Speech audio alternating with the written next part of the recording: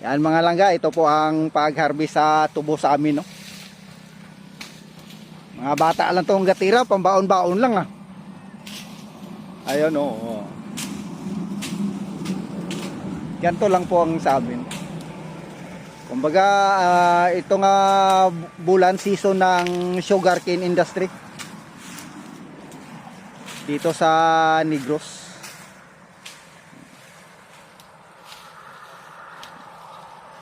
Kaya happy din ang mga bata. Kasi dati per tulin ang bayad dito, magtapas ka ngayon ano na per hakbang.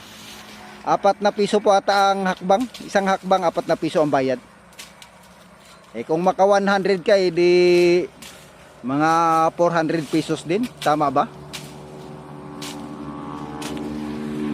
O mali ata ang aking pagkasumahan.